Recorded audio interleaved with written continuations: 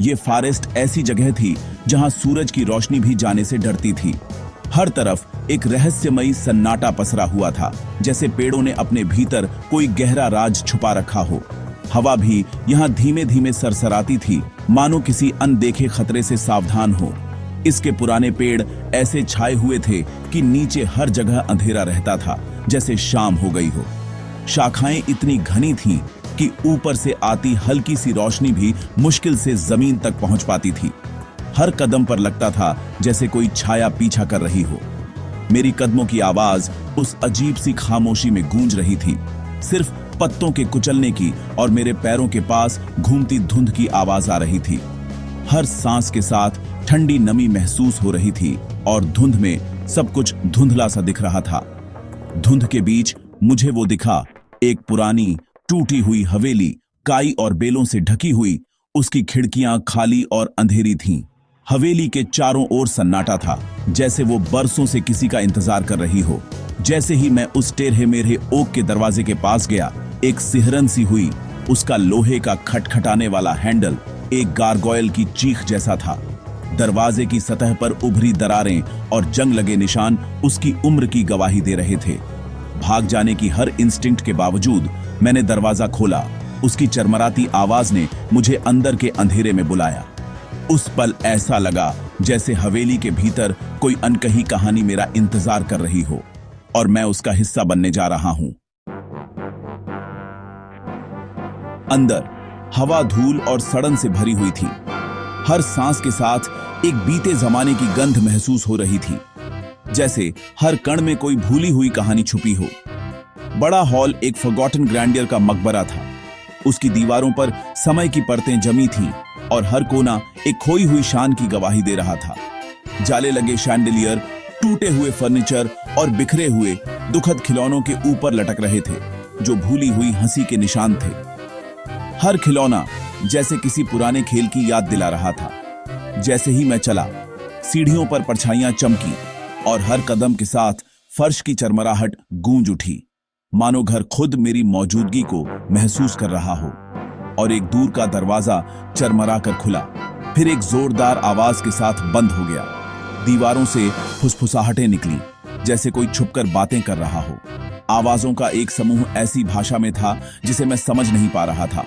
वो आवाजें रहस्यमयी थीं, मानो किसी और दुनिया से आ रही हों। घर जिंदा था, उसके राज हर तरफ से दबाव डाल रहे थे। हर दीवार के पीछे कोई अनकहा सच छुपा था, जो बाहर आने को बेचैन था। मेरा दिल जोर से धड़क रहा था, जैसे फुसफुसाहटें तेज हुईं, कॉन्स्पिरेटोरियल और भयानक। हर पल डर और जिज्ञासा के बीच झूल रहा था। मुझे एहसास हुआ कि मैं अकेला नहीं था। उस पल घर की हर चीज जैसे मुझे देख रही थी और उसकी रहस्यमयी उपस्थिति मेरे चारों ओर महसूस हो रही थी। डर के मारे मैं एक पुराने धूल भरे ड्राइंग रूम में गया, जहां हर कोना सन्नाटे और रहस्य से भरा था। मेरे कदमों की आहट भी उस कमरे की खामोशी में डूब गई। वहां एक लंबा सजा हुआ शीशा खड़ा था, जिसकी सरफेस अजीब तरह से साफ और चमकदार थी, जैसे किसी ने हाल ही में उसे पोंछा हो।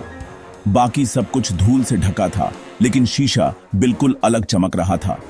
मैं धीरे धीरे उसके पास गया, अपनी ही रिफ्लेक्शन देखने की उम्मीद कर रहा था, लेकिन उसकी जगह एक दुबला पतला खून से सना चेहरा दिखा, जो खामोश दर्द में मुड़ा हुआ था। उसकी आंखों में गहरी तकलीफ और डर था, जैसे वो मुझसे कुछ कहना चाहता हो। वो नजारा एक पल में गायब हो गया, लेकिन मेरे दिल की धड़कनें तेज हो गईं। मैं डर के मारे हांफते हुए पीछे हट गया, जैसे किसी अनदेखी ताकत ने मेरी आत्मा को छू लिया हो। तभी अंधेरे में दो लाल आंखें चमकने लगीं। वो आंखें मुझे घूर रही थीं, बिना पलक झपकाए। उनमें पुरानी नफरत और गुस्सा भरा हुआ था। ऐसा लगा जैसे वो मुझे पहचानती हो।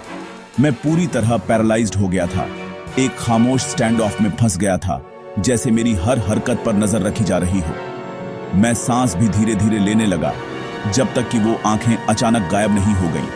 कमरा फिर से खामोश हो गया, लेकिन उस खामोशी में एक अजीब बेचैनी थी। देखे जाने का एहसास और भी तेज हो गया, जैसे कोई छाया मुझे घेर रही हो। मुझे साफ महसूस हो रहा था कि कुछ यहां मेरे साथ था, अंधेरे में छिपा हुआ।